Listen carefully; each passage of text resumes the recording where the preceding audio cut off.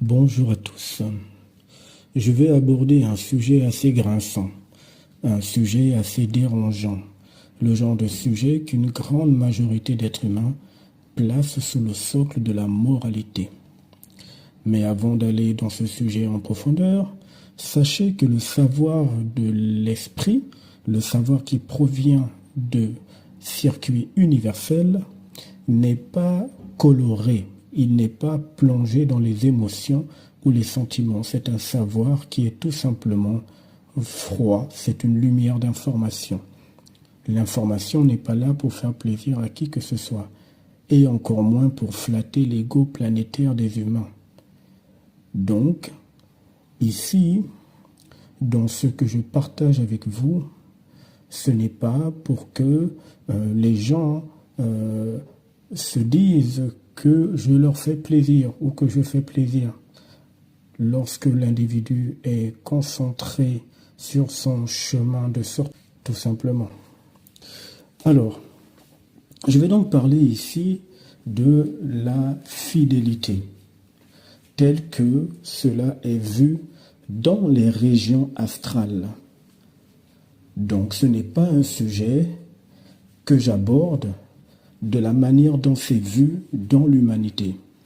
Tout ce que fait l'humanité et tout ce qui est vécu dans l'humanité est complètement tronqué, manipulé, sous contrôle des entités. Et si on veut avoir accès au réel, il faut donc avoir les informations qui se cachent dans les coulisses des technologies et dans les coulisses des régions astrales qui sont gérées par les entités. Il y a des gens qui disent « Ah mais non, mais moi je suis fidèle à mon métier. Moi je suis fidèle à ma chérie. Je suis fidèle à mon chéri. Je suis fidèle à ma ligne de conduite. Ou encore je suis fidèle à ma nation. Je suis fidèle, je ne sais pas moi, à la devise de mon pays, je suis fidèle à mon village. Bref, le mot fidélité est très joli à entendre, mais c'est tellement joli à entendre. Par contre, dans son réel astral, il n'est pas du tout en la faveur de l'être humain. Je vais donc vous poser une question. Dans l'écrit religieux biblique, il y a un passage dans le Nouveau Testament où il est clairement écrit, je cite, « J'ai dit, vous êtes des dieux ». Ce verset s'adresse ici aux êtres humains. Cependant, les humains reçoivent cette information de façon religieuse et psychologique. Lorsque cette information vibre selon le réel psychiquement dans l'humain, l'humain réalise qu'en fait, 1, il n'y a jamais eu de Dieu. 2, même s'il y avait des dieux, l'humain serait 10 milliards de fois au-dessus de ceux qui se font passer pour des dieux dans cette planète. Et puis surtout 3, l'humain va donc réaliser que les dieux dont parlent les écrits religieux ou dont parlent certaines cultures dans le monde, à quel moment les dieux sont fidèles entre eux. Où avez-vous vu ou entendu que le dieu du tonnerre, pour ceux qui ont cette vision, est fidèle à la déesse de la pluie? Où avez-vous entendu que le dieu du vin, Bacchus, est fidèle à un autre dieu? Où avez-vous entendu dire que les dieux sont fidèles les uns envers les autres? Sur un plan purement humain, où avez-vous vu ça? Et dans un point de vue purement astral, ça n'existe pas. Encore une fois, ce que je vais dire ici n'est pas pour tout le monde. Ici, je ne m'adresse pas à la logique humaine, à la psychologie humaine, à ce qui est vu sur la Terre comme étant l'intellect humain. Je m'adresse tout simplement à ceux qui sont prêts et qui ont décidé d'avoir accès au réel de ce qui se joue dans les coulisses. Donc, quand les gens disent qu'ils sont fidèles à telle personne, à telle maison, à tel environnement, à tel groupe, à tel lieu. Quand vous utilisez le mot fidèle, vous êtes fidèle à qui, en fait? À qui êtes-vous fidèle ou à quoi êtes-vous fidèle? Maintenant, je vais étape par étape. Parlons d'un individu qui dit qu'il est fidèle à ses enfants, fidèle à son chéri, à sa chérie, à sa famille, à ses amis. Le corps humain, je l'ai dit dans un précédent audio, est composé d'atomes, essentiellement d'atomes. Sauf que les atomes sont composés de vide. Il n'y a rien dedans. Comment faites-vous pour être fidèle à ce qui est vide? Or, il y a des gens qui savent au moins cette information, à savoir que le vide est plein. Mais le vide est plein de quoi? Le vide est plein d'entités. Donc quand vous dites que vous êtes fidèle à vos enfants, à vos chéris, à vos amis, à vos proches ou peu importe, vous êtes fidèle aux entités, mais à travers les personnes qui sont en face de vous, à qui vous êtes certain et convaincu que cette fidélité que vous leur donnez va vers eux. Elle est détournée et récupérée par les entités. Dans un autre audio que j'ai mis dans la chaîne YouTube, j'ai expliqué que les entités considèrent le corps humain comme leur maison. C'est à eux. Ça veut donc dire que les humains sont habités d'entités. Sauf qu'il y en a qui sont lucides de cette information, d'autres ne le savent même pas. Les humains sont habités par des entités. Et je ne parle pas d'une dizaine d'entités. Dans l'écrit religieux, on vous a dit qu'il y avait quelqu'un qui était possédé par des entités. Elles étaient tellement nombreuses en lui que quand on leur a demandé quel est leur nom, ils ont dit on s'appelle Légion, parce que nous sommes plusieurs en lui. Une légion romaine était composée d'environ 3000 à 5000 hommes. Ce qui signifie ici qu'on peut être habité par de nombreuses entités en ayant en apparence un comportement normal. L'individu ira au travail, ira à l'école, fera de brillantes études, sera médecin, boulanger, infirmier, pâtissier, femme d'affaires, homme d'affaires, ingénieur, électricien. Bref, ce n'est pas parce que on a franchi toutes les étapes de la société humaine que l'on n'est pas habité d'entités.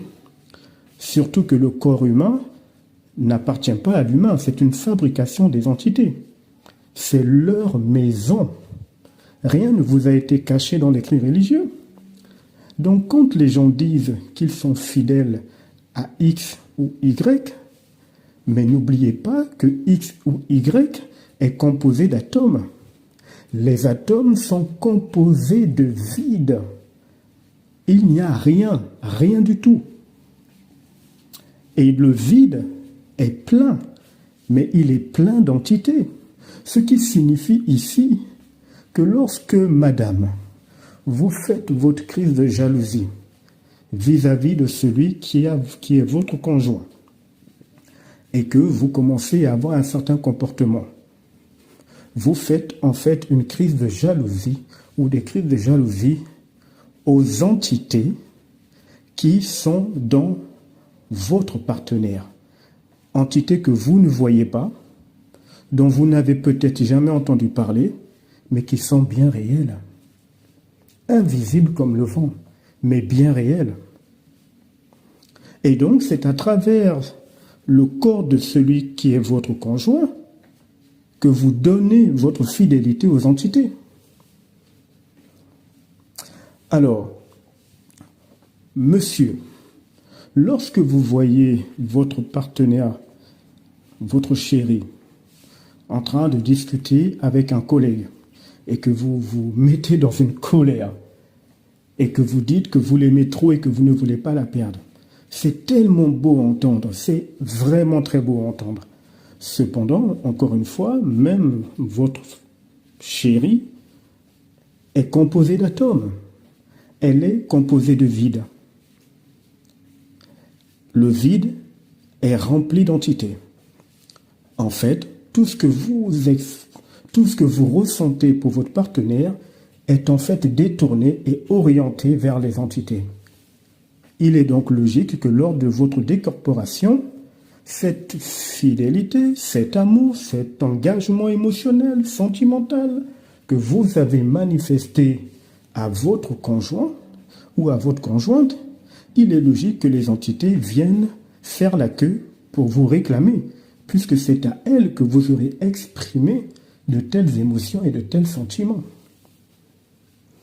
Alors n'écoutez pas ceci avec vos émotions et vos sentiments. Recevez cette information de façon froide, c'est-à-dire par l'esprit, tout simplement. Donc on se rend compte ici que nous sommes bernés à un degré, mais abyssalement surprenant. Et ce n'est pas tout. Partons un peu plus loin. On se rend donc compte que la Terre elle-même est composée d'atomes. Les atomes sont composés de vide. On réalise que le vide est plein, rempli d'entités. D'accord ? Et puis, on va maintenant voir aussi que finalement, les entités estiment que le corps humain est leur maison, leur fabrication. Et qu'elles s'installent dans le corps humain par milliers, sans que l'humain en question n'en soit conscient.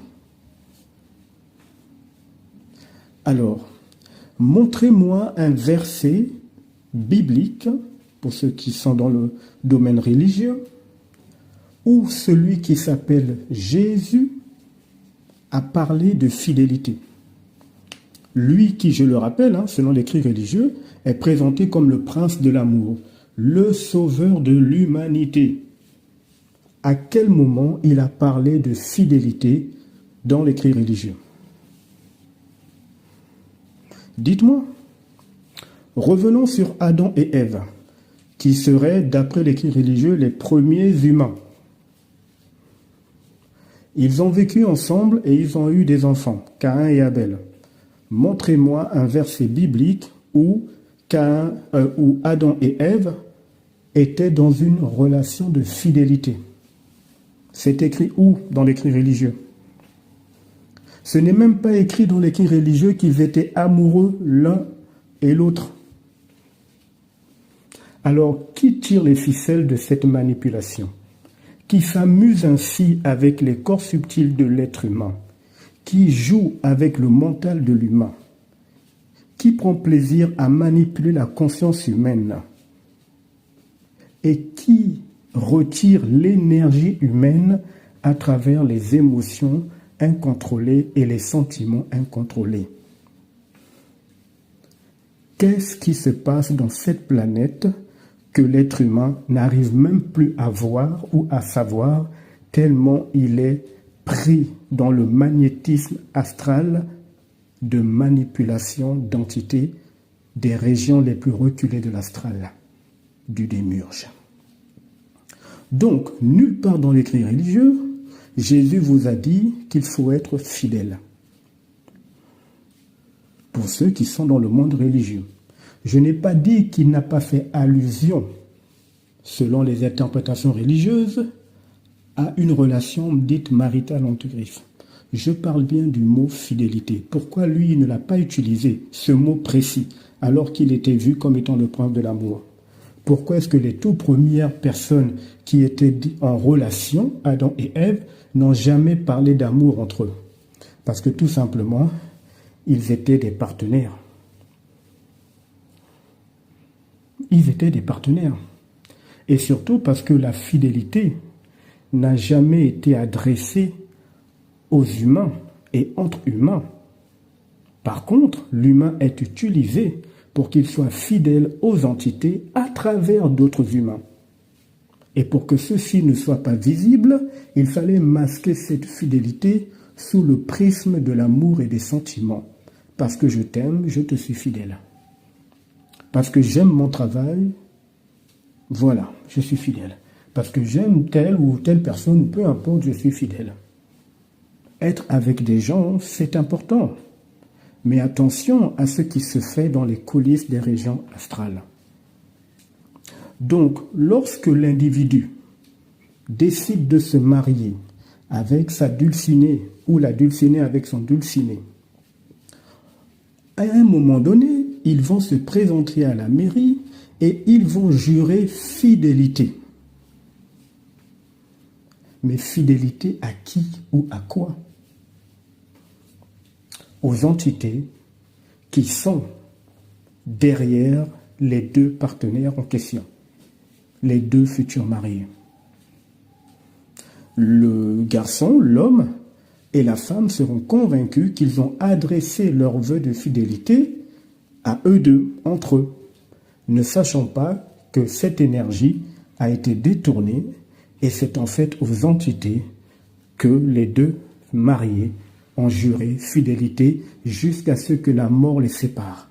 Mais comme la mort n'existe pas, ça veut donc dire que vous allez subir la possession des entités dans tous les cycles de réincarnation. C'est-à-dire que quand vous allez décéder physiquement, quand votre corps physique va s'éteindre, les entités pourront facilement vous recycler en vous présentant des scénarios de fidélité sous un aspect merveilleux d'un amour retrouvé, et vous allez être recyclé par les entités, renvoyé sur la terre avec la mémoire effacée.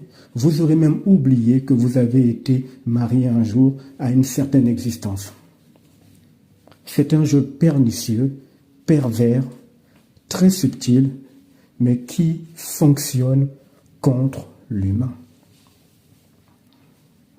Si la fidélité était réellement équilibrante pour l'humain, pour ceux-là qui sont dans les écrits religieux, eh bien, leur Dieu en aurait parlé et l'aurait encouragé entre humains.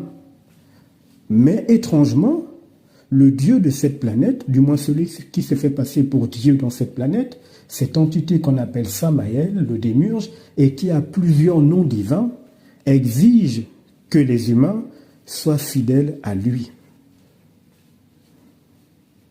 D'une certaine manière. Alors qu'il sait très bien, du moins elle sait très bien, que c'est une entité, que son unique objectif est de garder les humains prisonniers ici. Mais il faut l'accord des humains, parce que l'une des lois universelles est qu'il faut l'accord de l'individu. Pour avoir l'accord des humains, les entités ont mis en place des stratagèmes extrêmement efficaces. L'un d'entre eux, c'est celui de la fidélité. Alors n'allez pas interpréter mes propos avec votre psychologie et vos passions et vos pulsions. Je parle ici à ceux qui sont prêts. Et ceux qui sont prêts, cette information s'active en vous et vous voyez le jeu manipulatoire de la fidélité. Il faut rompre ce lien vibratoirement. Tout simplement. Un individu qui devient lucide du réel qu'il y a dans cette planète est prépersonnel, souverain et centrique.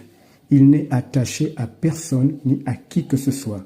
Il ne doit rien à personne ni à qui que ce soit. Il n'est fidèle à personne. Il est vu comme étant un souverain au-delà des dieux. Mais par contre, il existe sur la terre, il fonctionne sur la terre de façon correcte avec les autres. Mais il ne doit fidélité à personne. Parce que tout simplement, derrière le mot fidélité, se cache une myriade d'entités qui veulent tisser une alliance occulte avec lui pour pouvoir le freiner lors de sa décorporation. À plus tard.